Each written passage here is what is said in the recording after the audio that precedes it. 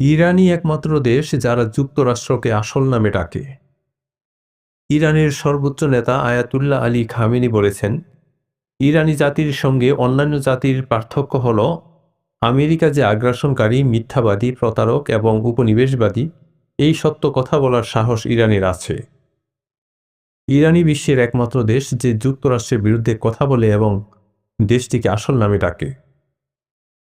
৪১তম আন্তর্জাতিক কোরআন প্রতিযোগিতায় অংশগ্রহণকারী শিক্ষক ও তিলওয়াতকারীদের সঙ্গে মত বিনিময়কালে তিনি একথা বলেন। আলী খামেনি বলেন, আমেরিকা আগ্রাসনকারী, মিথ্যাবাদী, প্রতারক এবং উপনিবেশবাদী এবং তারা কোনো মানবিক নীতি মেনে চলে না। তিনি বলেন, গত ৪৬ বছর ধরে বিশ্বের সকল দাম্ভিক শক্তির বিরুদ্ধে ইরানের ধৈর্য ও অধ্যবসায় দেশকে ব্যাপক প্রবৃদ্ধি এনে দিয়েছে।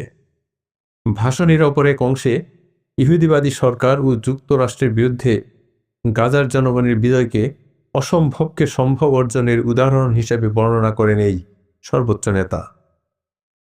খামেনি বলেন, যুদ্ধের আগে কেউ বিশ্বাস করত না যে গাজার ক্ষুদ্র ভূখণ্ডের ফিলিস্তিনিরা যুক্তরাষ্ট্রের মতো একটি বৃহৎ শক্তির বিরুদ্ধে লড়াই করবে এবং বিজয়ী হবে, কিন্তু এই অসম্ভব কাজটি আল্লাহর ইচ্ছায় সম্পন্ন হয়েছে।